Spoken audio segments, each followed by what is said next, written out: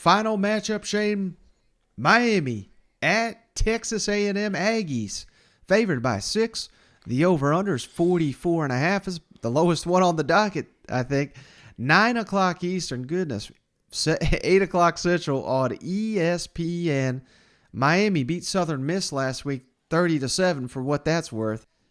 Do the Aggies bounce back after last week's defeat, or does it continue? Does the slide there in College Station continue for another week? Mike, I have no idea. I mean, I'll be real with you. And anybody out there that says they got a good idea, they're lying to you. They have not watched Texas A&M the last 2 weeks. Yeah. Miami's red hot right now, and the Aggies are reeling, and they're reeling bad. So do they clean it up in a week? Does this offense change? Does the play calling change? Does the quarterback change? I don't know. I haven't seen it. I mean, what makes you think that Jimbo's just going to all of a sudden flip the switch and then, they've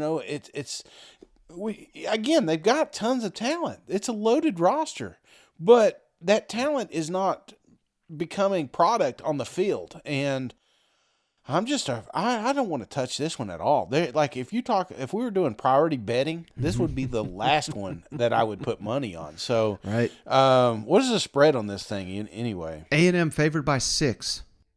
Which is sad. There's no reason this should be a 6-point game against Texas A&M, but I'm just not convinced. But I hate Miami. Oh, I do. I don't want them to be good ever again. That whole 90s thing, early 2000s, that ruined me. I don't ever want to see it. They're just some of the most annoying fan base I've ever seen in my life. So I don't want them to be relevant. And for them not to be relevant, they can't beat SEC teams. So not confident at all. But I want to say that this is a week that Jimbo says, you know what, let's try something different. Hell, we may even see Big Bad Brad's boy out there at quarterback. You never know. Right. But they're going to have to do something different here because what they've been doing the last 2 weeks has not worked. How did they do it? Establishing the run. You still got a bigger offensive line. You still got better running backs. You still got a better quarterback. Make that work. Just beat the brakes off Miami. I'd love to see that. I just can't predict that score right now. So I've got Texas A&M winning 24, but I got Miami covering them points at 21. Yeah, Miami, Shane, their quarterback, he was ACC Rookie of the Year, the Offensive Rookie of the Year. I mean, he's won a lot of awards, 454 passing yards. He's completing over 73% of his passes, 3 touchdowns.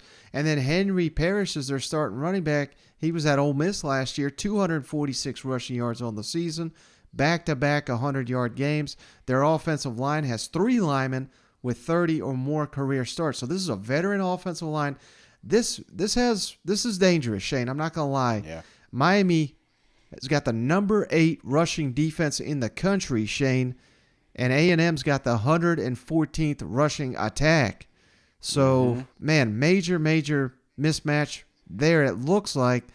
But the Aggies are expected to get back center Bryce Foster this week. Maybe that's the missing piece of that puzzle. We've been hitting at how big the center position is in college football. Here's another kind of odd statistic, Shane. Miami is averaging 50 points per game. A&M's only giving up 8.5. So, yeah, man, this is a matchup of titans, so to speak, in at least that regard.